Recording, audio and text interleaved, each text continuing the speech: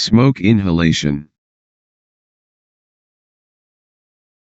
Historically, smoke inhalation was described as early as the 1st century AD, when Pliny reported the execution of prisoners by exposure to the smoke of greenwood fires.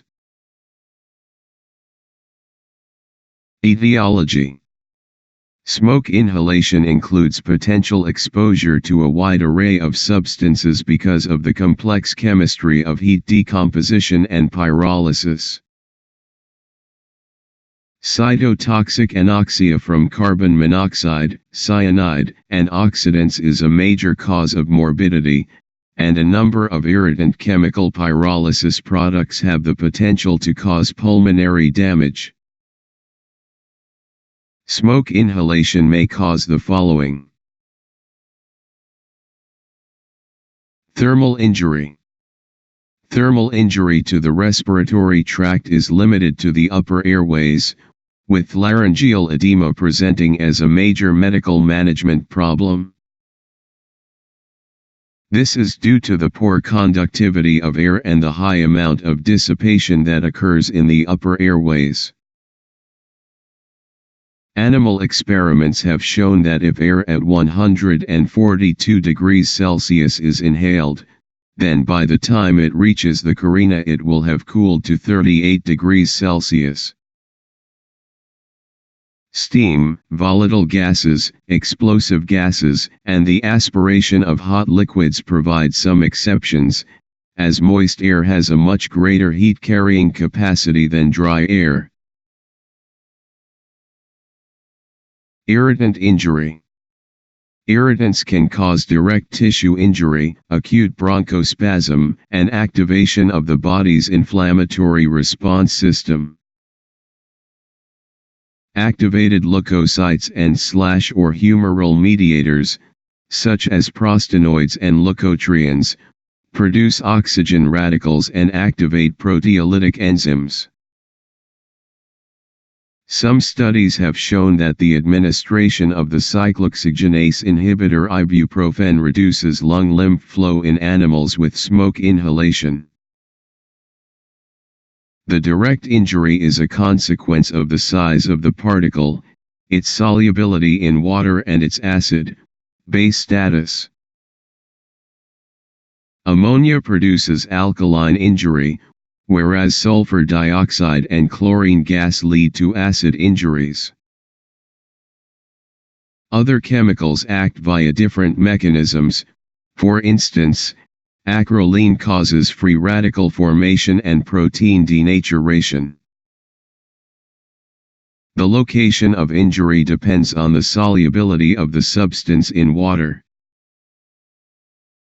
Highly soluble substances such as acrolein, sulfur dioxide, ammonia, and hydrogen chloride cause injury to the upper airway. Substances with intermediate solubility, such as chlorine and isocyanates, cause upper and lower respiratory tract injury.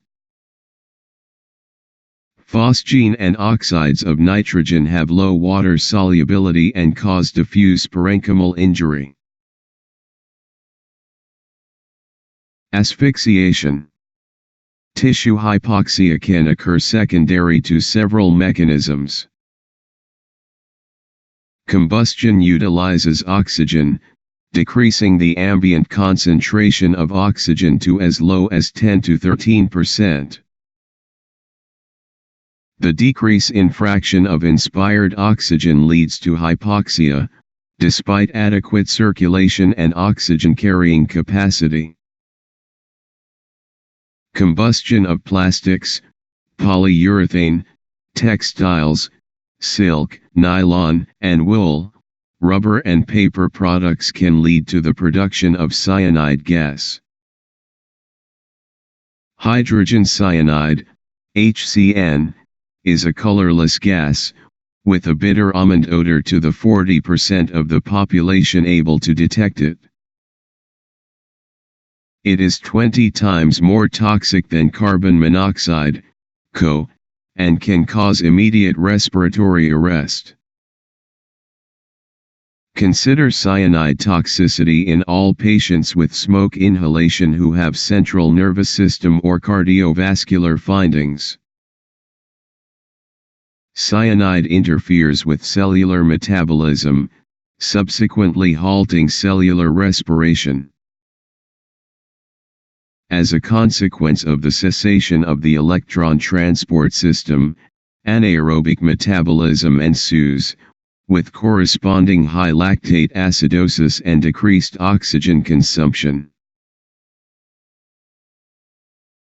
Diagnosis. The diagnosis of smoke inhalation is easy as the injury occurs in the presence of smoke and/or a fire. It is very important to find out if any chemicals were involved, e.g. from factory fires. It is equally important to determine the exact time of exposure and if other people have been involved. Patients with poor respiratory reserve may be seriously ill. Smoke inhalation injury can range from an immediate threat to a patient's airway and respiratory status to only minor mucosal irritation. Assessment of the patient. First, assess the airway. Maintain cervical immobilization in any patient who is unresponsive, has been involved in a significant mechanism of injury, has bony tenderness or complains of neck symptoms. Identification of impending respiratory failure is paramount.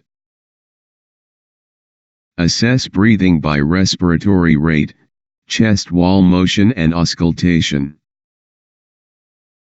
Wheeze and the use of the accessory muscles of respiration indicates respiratory distress.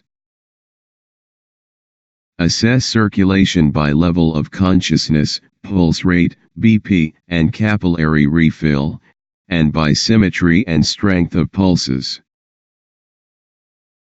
A brief neurological evaluation should include determination of score on the Glasgow Coma scale, pupil size and reactivity, and any focal findings. Remove all clothes to expose traumatic injuries/burns and to prevent ongoing thermal injury from smoldering clothes.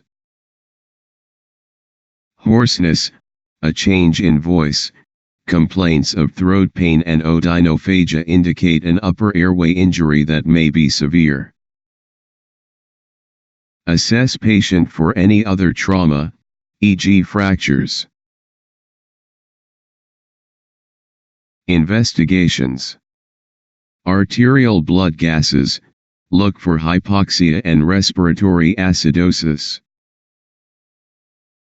Lactate levels, metabolic acidosis secondary to cyanide, methemoglobinemia, or hypoxia. Urea and creatinine should be obtained for baseline renal function in patients in shock or rhabdomyolysis. Patients with large cutaneous burns, crush injuries, or prolonged immobilization should have serum creatine kinase measured and, if appropriate, urine myoglobin. Carboxyhemoglobin and methemoglobin. The pulse oximeter can be misleading in the setting of co-exposure or methemoglobinemia as it detects oxygenated and deoxygenated hemoglobin only and not any other form of hemoglobin. Co-oximeters are capable of detecting methemoglobin and carboxyhemoglobin in addition to hemoglobin and oxyhemoglobin. Chest radiology. In smoke inhalation, most CXRs are normal. However, atelectasis, pulmonary edema and acute respiratory distress syndrome may occur. ECG. This may show myocardial ischemia, as the oxygen-carrying capacity of blood is impaired in the presence of carboxyhemoglobin and methemoglobin. Pulmonary function test. This may show a reversible obstructive airway pattern. Single photon emission CT, SPECT in patients with severe co-toxicity. The most common finding on SPECT in acute and delayed coencephalopathy is ischemia and necrosis of the basal ganglion. This finding is highly specific for co-insult. Bronchoscopy can be diagnostic as well as therapeutic. Management. Correct hypoxia. Maintain clear airway, consider intubation, as the risk of developing laryngeal edema is high. Maintain adequate circulation. Hyperbaric oxygen in co-toxicity. The half-life of co is 320 minutes on room air, 90 minutes on 100% oxygen, and 23 minutes in a hyperbaric chamber at 303 kPa, 3 atmospheres. Elimination of co depends primarily on the law of mass action, so alveolar PO2, rather than alveolar ventilation, is the critical factor in its removal. Methemoglobinemia in smoke inhalation is relatively rare and rarely requires treatment with methylene blue. This antidote is reduced by the NADP methemoglobin reductase enzyme, and in return reduces methemoglobin to normal hemoglobin.